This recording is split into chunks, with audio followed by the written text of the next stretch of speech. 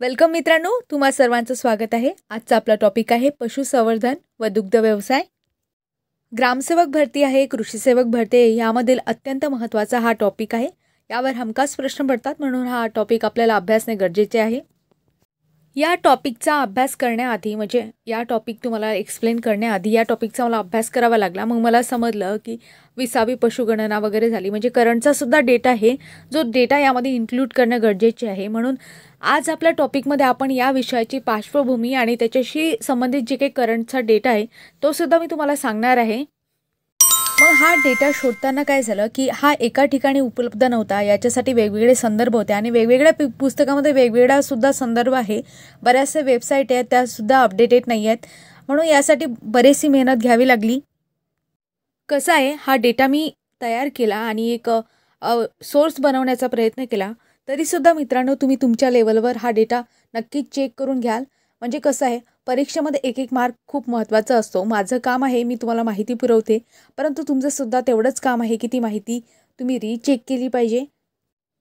आणि कुठली गोष्ट असो तुम्ही मला कमेंटमध्ये बिनधास्तपणे सांगू शकता। आपलं एक कन्व्हर्सेशन असणं महत्त्वाचं आहे, म्हणून तुम्ही बिनधास्तपणे कुठली गोष्ट, प्रश्न आहे तुमच्या, जे काही टॉपिकशी संबंधित काही गोष्टी असतील किंवा कुठल्या प्रकारचं ऑब्जेक्शन किंवा सजेशन, कोणतीही गोष्ट असो तुम्ही बिनधास्तपणे मला कमेंटमध्ये सांगा। आणि मित्रांनो, माझ्याकडून जेवढं शक्य आहे मी तेवढे माहिती किंवा तुम्हाला पुरवण्याचा प्रयत्न करेल। तुमच्या प्रश्नांची जास्तीत जास्त उत्तरे देण्याचा प्रयत्न करेल। तर मित्रांनो, आजचा आपण आपला हा टॉपिक बघूया।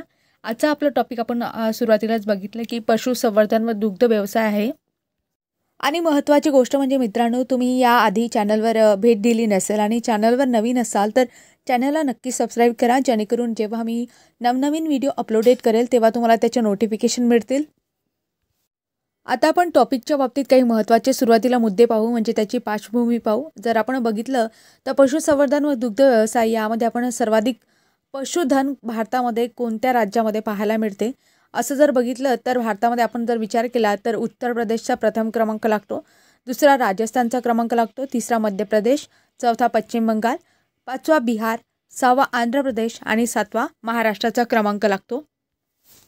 आता मित्रांनो, यावर ऑब्जेक्टिव्ह कसे पडतील तर लक्षात ठेवा, असा प्रश्न विचारू शकतात की जगामध्ये सर्वाधिक पशुधन असणारा देश कुठला किंवा कोणता, तर त्यामध्ये आपलं उत्तर असायला पाहिजे आपला भारत देश। नंतर असा प्रश्न विचारू शकता की भारतामध्ये सगळ्यात जास्त पशुधन असणारं राज्य कुठलं, तर राज्यामध्ये उत्तर यायला पाहिजे आपलं उत्तर प्रदेश। मात्र उत्तर प्रदेश कसं लक्षात ठेवायचं, तर लक्षात ठेवा उत्तर प्रदेशमध्ये एक काय आहे, राष्ट्रीय उद्यान आहे। कुठलं आहे, दुधवा राष्ट्रीय उद्यान। यावरून तुमच्या 2-3 ऑब्जेक्टिव्ह लक्षात राहतात। दुधवा राष्ट्रीय उद्यान आहे म्हणजेच काय, उत्तर प्रदेशमध्ये एक गोष्ट लक्षात ठेवा की उत्तर प्रदेशमध्ये दुधाचं सर्वाधिक उत्पादन होते बाकी राज्यांपैकी, कारण तेथे सर्वाधिक पशुधन आहे। म्हणजे तुमचे 3 ऑब्जेक्टिव्ह इथे झाले की भारतातलं सर्वात प्रथम राज्य म्हणजे पशुधनामध्ये तर कुठलं, उत्तर प्रदेश आहे। उत्तर प्रदेशामध्ये दुधाचे उत्पादन सुद्धा सर्वाधिक आहे। आणि महत्त्वाचं म्हणजे जगामध्ये सर्वाधिक पशुधन कोणत्या देशात आहे, तर ते भारतात आहे। म्हणून लक्षात घ्या आणि नोट करून ठेवा। मित्रांनो, इथे सांगितलेली प्रत्येक गोष्ट तुम्हाला लक्षपूर्वक ऐकायची आहे, कारण आपण शेवटी टेस्ट घेणार आहोत आणि टेस्टमध्ये तुम्ही लेक्चर किती चांगल्या प्रकारे अटेंड केलं ती गोष्ट तुम्हाला स्वतःलाच ॲनालिसिस करायची आहे। म्हणजे किती प्रश्नाची उत्तरं तुम्हाला देता येतात, कितीपैकी तुम्हाला किती मार्क पडतात हे तुम्ही स्वतःच ॲनालिसिस करा। आता आपण समोर पाहू। आणखी एक गोष्ट महत्त्वाची म्हणजे मित्रांनो की आपण महाराष्ट्रामध्ये राहतो आणि पेपरसुद्धा महाराष्ट्राचाच आहे। म्हणजे ग्रामसेवक असो वा कृषी सेवक असो, हा जो पेपर आहे तो कुठे होणार आहे, महाराष्ट्रामध्ये होणार आहे। म्हणून आपल्याला महाराष्ट्राच्या संबंधित आपली रँक पशुधनामध्ये कितवी रँक आहे ही असणं महत्त्वाची गोष्ट आहे। म्हणून लक्षात ठेवा, महाराष्ट्राचा जर आपण विचार केला तर एकूण पशुधनामध्ये कितवा क्रमांक लागतो, तर 7वा क्रमांक लागतो। हा सुद्धा ऑब्जेक्टिव्ह महत्त्वाचा आहे। आता इथे एक गोष्ट लक्षात ठेवा की पशुगणनेबाबत आपल्याला काहीतरी फॅक्च्युअल गोष्टी आहेत त्या बघायच्या आहेत आणि महत्त्वाच्या गोष्टी आहेत ह्या विचारू शकतात। तर लक्षात ठेवा, पहिला प्रश्न पडतो की भारतामध्ये पशुगणने सुरुवात किती वर्षापासून, म्हणजे कोणत्या वर्षापासून झाली, तर आपल्याला माहिती असायला हवं की पशुगणनेमध्ये सुरुवात जी आहे ती 1919 मध्ये झाली। 1919 ते 1920 मध्ये सगळ्यात आधी सुरुवात झाली। नंतर जर आपण विचार केला तर 1987 पासून दर 5 वर्षांनी पशुगणने सुरुवात झाली। म्हणजे इथे 2 ऑब्जेक्टिव्ह बनतात आणि आपण उत्तर चुकू शकतो। पहिला प्रश्न असा की पशुगणनेस सुरुवात कधी झाली, तर 1919मध्ये सुरुवात झाली. आणि दर 5 वर्षांनी पशुगणना करण्यास सुरुवात कधी झाली, तर 1987 पासून दर 5 वर्षांनी पशुगणना करण्यास सुरुवात झाली. ह्या दोन्ही गोष्टी महत्त्वाच्या आहे, म्हणून प्रश्न काय विचारलाय यावर तुमचं उत्तर डिपेंड असेल. आता आणखी आजूबाजूच्या गोष्टी आहेत त्यासुद्धा आपण कव्हर करू. आपल्याला माहिती असायला हवं की व्याघ्रगणना आहे ते दर 4 वर्षांनी होत असते. तसंच जनगणना म्हणजे काय, लोकसंख्या गणना किती वर्षांनी होत असते, 10 वर्षांनी होत असते. म्हणजे आता मागची कधी झाली होती, 2011ला झाली होती. मग आता ती कधी व्हायला पाहिजे होती, 2021ला. पण कोरोनामुळे ती पुढे गेली. म्हणून लक्षात ठेवा, व्याघ्रगणना दर 4 वर्षांनी होत असते, जनगणना दर 10 वर्षांनी होते, तर पशुगणना दर 5 वर्षांनी होत असते. आपण जर बघितलं तर जिल्हा स्तरावर पशुगणना करायची आपल्याला, तर जिल्हा स्तरावर पशुगणना करणारे अधिकारी कोण असतील, तर मुख्य कार्यकारी अधिकारी म्हणजे काय, ZPCEO असं सुद्धा म्हणतो आपण त्यांना. मुख्य कार्यकारी अधिकारी हे जिल्हा स्तरावर जिल्हा पशुगणना अधिकारी म्हणून कार्य पार पडतात. मग तसं गटस्तरावर गट पशुगणना अधिकारी कोण असतात, तर जे काही गटविकास अधिकारी आहेत पंचायत समितीचे, ते गटस्तरावर गट पशुगणना अधिकारी म्हणून काम पाहतात. आता बरेचसे मित्र यामध्ये नवीन असतील तर त्यांना गटस्तर काय आहे, जिल्हास्तर काय आहे याबाबतीत माहिती नसेल, तर त्यांनी ग्रामीण स्थानिक स्वराज्य संस्था हा जो टॉपिक घेतलेला आहे त्यामध्ये तो याबद्दल डिटेल माहिती सांगण्यात आलेली आहे. आणि ग्रामपंचायत आहे, तसेच ग्रामसेवक आहे आणि आजूबाजूची जी काही माहिती आहे आणि परीक्षाभिमुख ग्रामसेवक या पदाकरता जी काही महत्त्वाची माहिती आहे, आणि ती जर माहिती तुम्ही बघितली तर तुमची 3-4 ऑब्जेक्टिव्ह तिथे नक्की फिक्स होतील असा तो टॉपिक आहे. तो तुम्ही नक्कीच बघा. लिंक मी तुम्हाला डिस्क्रिप्शनमध्ये टाकून देईल. आपण आता 20वी पशुगणना आहे त्याबद्दल थोडक्यात माहिती पाहू. तर मित्रांनो, आपल्याला माहिती असायला हवं की 20वी पशुगणना आहे ती ऑनलाईन पद्धतीने झाली.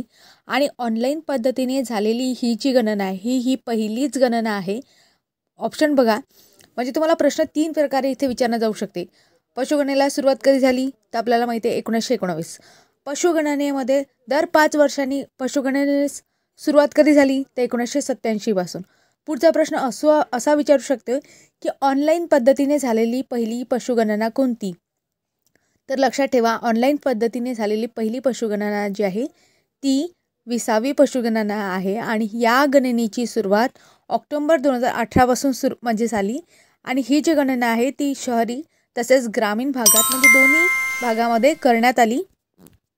आणि कोणती मिनिस्ट्री आहे जी ही पशुगणना करते, तर लक्षात ठेवा ministry of fisheries, animal husbandry and dairying आहे.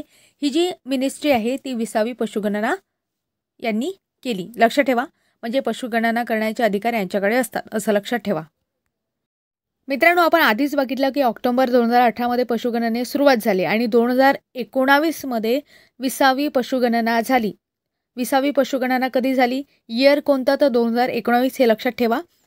आणि यामध्ये काहीतरी टक्केवारी असणार आहे ती समोर आली. आता ती टक्केवारी म्हणजे एकूण पशुधनामध्ये या गाईची, म्हशीची किंवा मेंढ्या आहे, शेळ्या आहेत आणि यांची टक्केवारी किती प्रमाणात आहे ते आपल्याला बघायचं आहे. ही टक्केवारी महत्त्वाची आहे आणि परीक्षेच्या दृष्टिकोनातून तुम्ही याला लुक ओव्हर करणं गरजेचं आहे. तसेच ह्या गोष्टी नोटसुद्धा करून ठेवा, म्हणजे परीक्षेमध्ये प्रश्न पडल्यास आपला तो प्रश्न स्किप झाला नाही पाहिजे, आपल्याला त्याचं उत्तर देता आलं पाहिजे, म्हणून लक्षात ठेवा. तर मित्रांनो, आपण जर एकूण पशुधनापैकी गाय आणि ज्या बैल आहे त्यांची जर आपण टक्केवारी बघितली तर ती 35.94% पाहायला मिळते. मेंढीची जर टक्केवारी बघितली तर ती 27.80% पाहायला मिळते. म्हैसवर्गीय जे काही जनावरे आहेत त्यांची जर आपण बघितली तर 20.45% टक्केवारी आपल्याला पाहायला मिळते. शेळीची जर विचार केला तर 13.87% पाहायला मिळते. डुक्कर आहे त्याची आपल्याला 1.69% पाहायला मिळते. तर बाकीचे उरलेले आहेत गयाळ, घोडे आहेत, त्यामध्ये खेचरे आहेत, गाढव आहे, उंट आहे, यांची एकत्रितरित्या 0.23% टक्केवारी आपल्याला पाहायला मिळते. यावरून आपल्याला एक तर्क काढता येतो की 2012च्या पशुगणनेचा विचार केला असता मेंढी आणि शेळींची जी टक्केवारी आहे त्यांचा जो वाटा आहे पशुधनामध्ये त्यांच्यामध्ये काय झाली, वाढ झाली. तर गोवंश आहे, म्हैस आहे, डुक्कर आहे यांच्या एकूण टक्केवारीमध्ये कशी झाली, थोडी कमी आपल्याला पाहायला मिळते. मित्रांनो, आता आपण ज्या काही करंट अपडेट आहे त्यानुसार किती संख्या आहे, म्हणजे प्रत्येक प्राण्यांची संख्या आपण इथे बघणार आहोत. तसेच 2012च्या तुलनेत कोणत्या प्राण्यांची संख्येमध्ये वाढ झाली, कोणत्या प्राण्यांच्या संख्येमध्ये घट झाली, हे सुद्धा आपण इथे अभ्यासणार आहोत. तर सुरुवातीला आपण गोवंश पशुधनाबद्दल पाहू.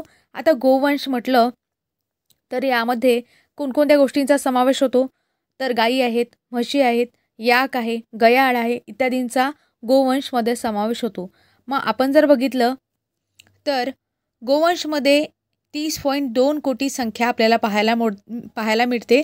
आणि याच्यामध्ये जर विचार केला तर एकूण गोवंशमध्ये 2012च्या तुलनेत 10% वाढ आपल्याला पाहायला मिळते. तसं जर आपण बघितलं मित्रांनो तर एकूण पशुधन किती आहे, तर 53.6 कोटी इतकी संख्या आपल्याला एकूण पशुधनाची पाहायला मिळते.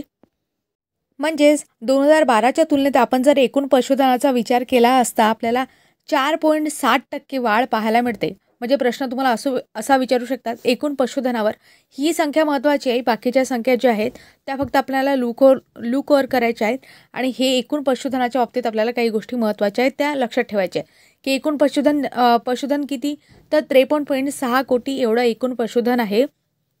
आणि एकूण पशुधनामध्ये आपण जर विचार करतो 2012च्या तुलनेत किती टक्के वाढ झाली आहे, तर 4.7% वाढ झालेली आहे. हा डेटा महत्त्वाचा आहे, म्हणून एवढे जे आकडे आहेत ते लक्षात ठेवा. आपण ह्या गोष्टी लुकोर करून जाऊ, कारण मित्रांनो यथाकदाचित जर पेपरमध्ये प्रश्न पडलाच तर आपल्याला तुक्का तरी नीट मारता येईल. तर लक्षात ठेवा, यामध्ये आपण आता गोवंश बघितलं. गोवंशमध्ये आपण बघितलं की 30.2 कोटी संख्या आहे एकूण, आणि त्याच्यामध्ये 10% 2012च्या तुलनेमध्ये वाढ झालेली आहे. नंतर आपण गायींची स्पेशल संख्या बघितली तर गायींच्या संख्येमध्ये आपल्याला किती एकूण संख्या पाहायला मिळते, तर 14.5 कोटी एकूण गायींची संख्या आपल्याला भारतामध्ये म्हणजे पाहायला मिळते. आणि त्यामध्ये जर आपण विचार केला तर 18% गायींच्या संख्येमध्ये 2012च्या तुलनेत काय झालेली आहे, वाढ झालेली आहे.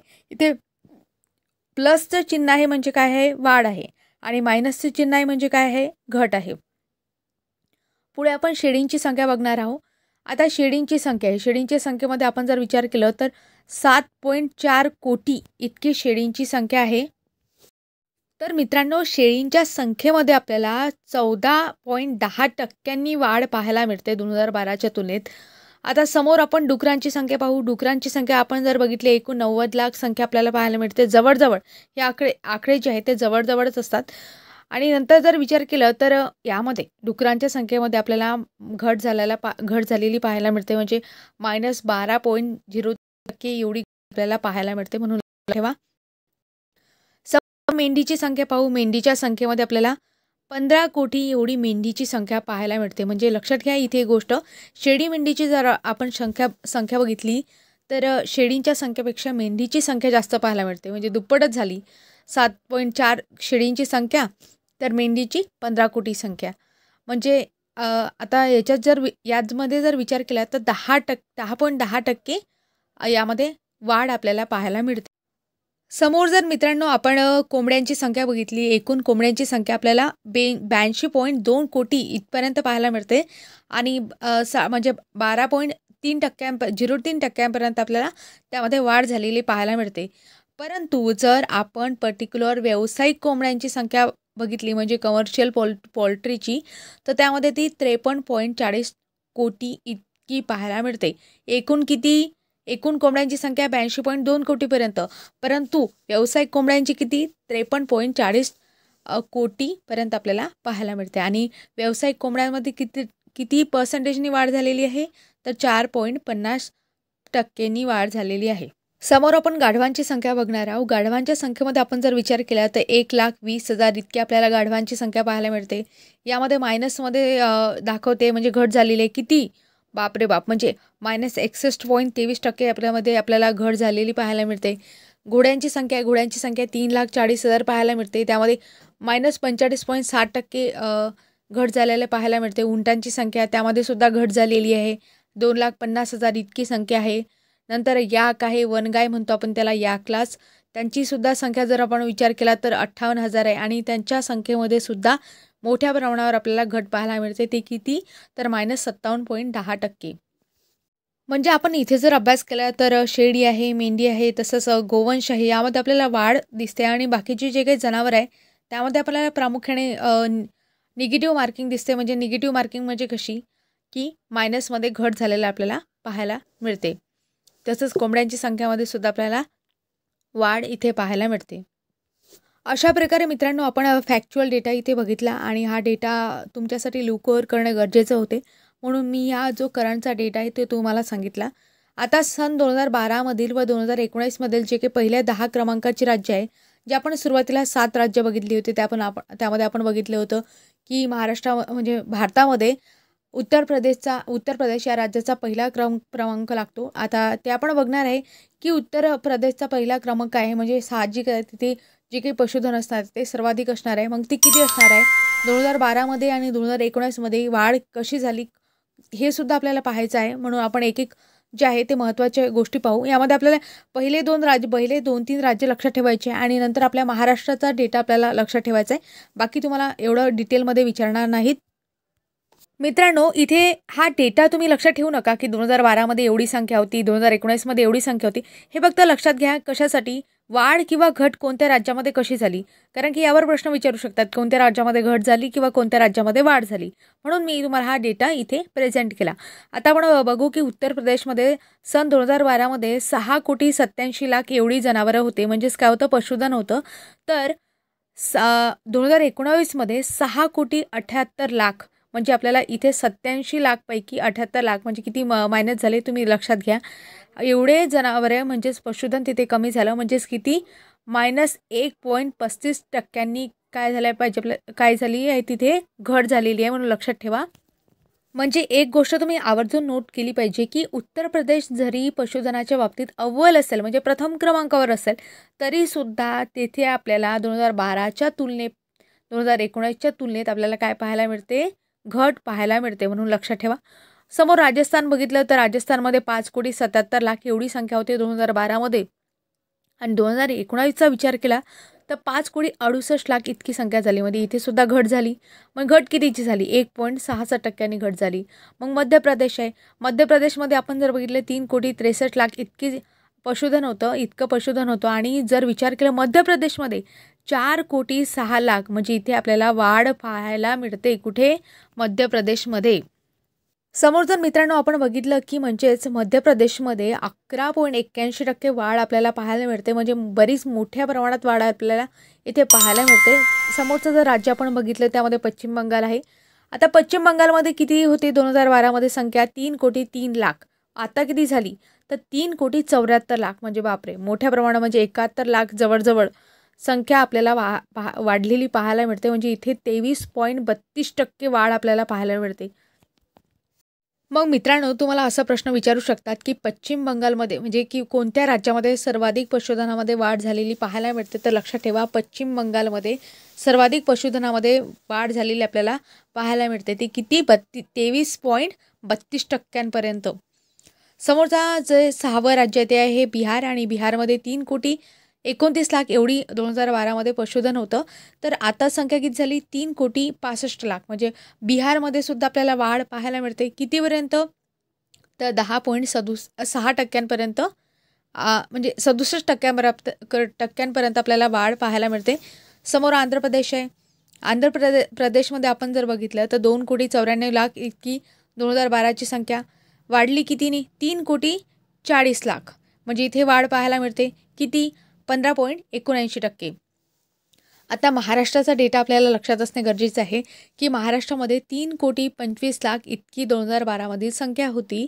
परंतु आत्ताच्या घडीला 3,30,00,000 पर्यंत संख्या झालेली आहे. म्हणजे किती वाढले, 5,00,000 लोकसंख्या नाही, पशुधन म्हणजेच पशुसंख्या आपल्याला पाहायला मिळते. किती, 1.61% वाढ आपल्याला महाराष्ट्रामध्ये पाहायला मिळते.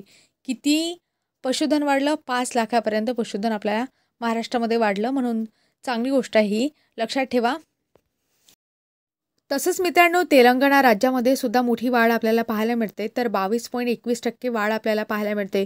कर्नाटक राज्यामध्ये 4.70% वाढ पाहायला मिळते आणि गुजरात राज्यामध्ये मायनसमध्ये गेलेला आहे तो 0.95% इतकी आपल्याला घट पाहायला मिळते. या महत्त्वाच्या राज्यांपैकी पहिले तुम्हाला 2-3 राज्य किंवा कोणत्या राज्यामध्ये सर्वाधिक वाढ झालेली आहे हे यावर प्रश्न पडू शकतो आणि महाराष्ट्राचा डेटा तुम्हाला लक्षात ठेवणं गरजेचं आहे. म्हणून महाराष्ट्रामध्ये किती टक्क्यांनी वाढ झाली, तर 1.61% आणि किती पशुगण जे आहे ते संख्या वाढली, तर 5 लाखांपर्यंत संख्या वाढली. लक्षात ठेवा, महत्त्वाचा डेटा आहे म्हणून. म्हणजे मित्रांनो, आतापर्यंत आपण 20वी पशुगणना आणि त्याच्याशी संबंधित जो काही करंटचा डेटा होता तो अभ्यासला आणि हा डेटा अभ्यासणं आपल्याला गरजेचं होतं, त्याला लूक ओव्हर करणं गरजेचं होतं. आता आपण आपल्या अभ्यासावर जो काही आपला टेक्निकल पार्ट आहे तो आपण घेणार आहोत. गोधन, त्यामध्ये आपण बघणार आहोत पशुधन आणि त्याचे क्रोनॉलॉजी कसा काय इतिहास आहे तो आपण बघणार आहोत. कोणत्या ऑर्डरमध्ये मोडते, कोणत्या क्लासमध्ये मोडते, ह्या सगळ्या गोष्टी आपल्याला माहिती असणं गरजेचं आहे. ग्रामसेवक नाही पण कृषी सेवक या परीक्षेमध्ये यावर प्रश्न पडू शकतात. मित्रांनो, तुम्ही एक टॉपिक याआधी अभ्यासला आहे का? म्हणजे आपण या चॅनलवर व्हिडिओ अपलोड केला होता पीक संरक्षण एंटोमॉलॉजी या नावाने. त्यामध्ये मी तुम्हाला एक गोष्ट सांगितली होती की त्यात सांगितलं होतं की R.H. विटाकर नावाचे एक तज्ज्ञ होते. त्यांनी 5 किंगडम क्लासिफिकेशन ही सिस्टीम दिली. त्यामध्ये त्यांनी वेगवेगळ्या जीवांचं 5 वर्गामध्ये विभाजन केलं. त्याच्यामध्ये 5 वर्ग कुठले होते ते, तर त्यामध्ये लक्षात ठेवा, आपण बघितलं होतं प्रोटिस्ट आहे, मोनेरा आहे, त्याच्यानंतर बघतो की फंगस आहेत, नंतर ॲनिमिले आहे आणि प्लॅन्टी आहे. अशा प्रकारे वर्गीकरण केलं आणि त्यातला आपल्याला किंगडम पाहायचा तो कुठला, तर ॲनिमिलिया किंगडम आपल्याला बघायचा आहे. कारण की पशुधन आहे जे कशामध्ये समावेश होतो, ॲनिमिलियामध्ये. मग या ॲनिमिलिया किंगडममध्ये जर विचार केला तर हा सगळ्यात मोठा किंगडम आहे आणि यामध्ये 12 फायलम पडतात. 12 फायलमपैकी आपण जर विचार केला तर कोणत्या फायलममध्ये गोधन म्हणजे कॅटल ब्रीडचा समावेश होतो, तर लक्षात ठेवा कॉर्डेटा या गटामध्ये, या फायलममध्ये कॅटलचा समावेश होतो, म्हणजे पशुधनाचा समावेश होतो. आता यामध्ये विचार केला तर याचा क्लास कुठला, तर मॅमॅलिया हा जो आहे हा याचा क्लास आहे. नंतर मित्रांनो, आपण जर याच्यामध्ये बघितलं ऑर्डर कुठल्या ऑर्डरमध्ये ह्या गोष्टी येतील, म्हणजे कॅटल ब्रीड येतील, तर ते कोणती ऑर्डर आहे, तर आर्टिओडॅक्टिला ही ऑर्डर आहे. नंतर फॅमिली विचार केला तर फॅमिली तुम्हाला विचारू शकतात मित्रांनो, हा ऑब्जेक्ट तुम्हाला विचारू शकतात आणि साधा सोपा आहे. ते कोणती फॅमिली आहे, बोविडाई फॅमिली आहे. नंतर यामध्ये जिनस विचारतात, जिनस कोणता आहे, बोस आहे. मग सब स्पेसिस पडतात, हे आपल्याला माहितीच आहे. सब स्पेसिस म्हणजे कशा, की महत्त्वाचा एक जिनस असतो आणि त्याच्या अंतर्गत जसं माणूस आहे, माणसाच्या अंतर्गत वेगवेगळ्या जाती पडतात, की अमुक म्हणजे जी जात असते ती जात नाही म्हणून ती जात असते. मग या प्राण्यांमध्ये सुद्धा अशाच गोष्टी आहेत की जिनस आहे, जिनस कोणती, बोस आहे आणि स्पेसिस कोणत्या, बोस इंडिकस म्हणजे कोणते, हम कॅटल ज्यांना शिंग आहेत ते. नंतर बोस टार्सस म्हणजे ज्यांना शिंगे नाहीत ते. नंतर बोस ब्युबॅलिस म्हणून लक्षात ठेवायचं, बफेलो. म्हशीसाठी कोणता, तर कोणता जिनस आणि स्पेसिस येईल, तर बोस ब्युबॅलिस. म्हणून ह्या गोष्टी लक्षात ठेवा आणि परीक्षेमध्ये ऑब्जेक्टिव्ह पडू शकतो. मित्रांनो, आता आपण गायींच्या जाती ज्या परीक्षेमध्ये हमखास प्रश्न पडतो, नंतर म्हशीच्या जाती, नंतर शेळीच्या, मेंढीच्या, कोंबड्यांच्या जाती, त्यांच्याबद्दल म्हणजे प्रत्येक प्राणी मात्राबद्दल आपण इथे बघणार आहोत, ज्यावर प्रश्न विचारला जाऊ शकतो. परंतु एका व्हिडिओ लेक्चरमध्ये ह्या सगळ्या गोष्टी शक्य नाही, म्हणून याचे आपल्याला 2-3 पार्ट बनवावे लागतील. सुरुवातीला आपण आता गायींच्या जातीबद्दल जाणून घेऊ की गायींच्या कोणकोणत्या जाती आहे, कशासाठी त्याचा उपयोग होतो आणि कोणकोणत्या पद्धतीच्या आहेत. मित्रांनो, गायींच्या जातीमध्ये 2 प्रकारच्या जाती पडतात. त्या कुठल्या, विदेशी जाती आहेत आणि देशी जाती आहेत. मग विदेशी जाती कोणकोणत्या आहेत, तर होलिस्टीन फ्रिजियन आहे, जर्सी आहे, ब्राऊन स्विस आहे, रोड डॅनिश आहे, इत्यादी ज्या जाती आहेत त्या विदेशी जातीमध्ये यांचा समावेश होतो. नंतर आपण जर देशी जाती बघितल्या गायीच्या, त्यामध्ये आणखी 3 प्रकार पडतात, की दुधाच्या जाती, त्याला आपण मिल्च ब्रीड असं म्हणतो. नंतर ओढ कामासाठी कोणत्या, त्यालाच आपण डॉट पर्पज म्हणतो. नंतर दुहेरी उद्देश, ज्या दूधसुद्धा देऊ शकतात आणि डॉट म्हणजे ओढ कामासाठी सुद्धा उपयोगी आहेत, अशा दुहेरी उद्देशीय जातीसुद्धा आहेत. मग सुरुवातीला आपण दुधाच्या जाती पाहू. मग यामध्ये कोणकोणत्या गायी येतात, कोणकोणती जनावरे यामध्ये येतात, तर साहिवाल आहे, लाल सिंधी आहे, थारपारकर आहे आणि गीर आहे. नंतर आपण ओढ कामासाठी पाहू. यामध्ये खिल्लार आहे, अमृतमहाल, माळवी, डांगी, नागोर, गवळाऊ इत्यादींचा समावेश आपल्याला यामध्ये पाहायला मिळतो. कशामध्ये, ओढ कामासाठी. तसंच मित्रांनो, आता दुहेरी उद्देशीय जाती पाहू. त्यामध्ये आपण जर विचार केला, हरियाणी आहे, ओंगल आहे, कृष्णाकाठी आहे, देवणी आहे, डांगी आणि कॉंक्रेज आहे इत्यादींचा दुहेरी उद्देशीय जातीमध्ये समावेश होतो. ह्या सगळ्या गोष्टीवर प्रश्न पडलेले आणि हा चार्ट तुमच्या लक्षात असायला पाहिजे, कारण यावर कुठेही प्रश्न विचारले जाऊ शकतो आणि सिंपल याच टॉपिकवर, या चार्टवर बरेचसे प्रश्न पडलेले आहेत. म्हणून हा चार्ट तुम्ही लक्षात ठेवा, नोट करा. लिहून ठेवा, पण लक्षात असू द्या.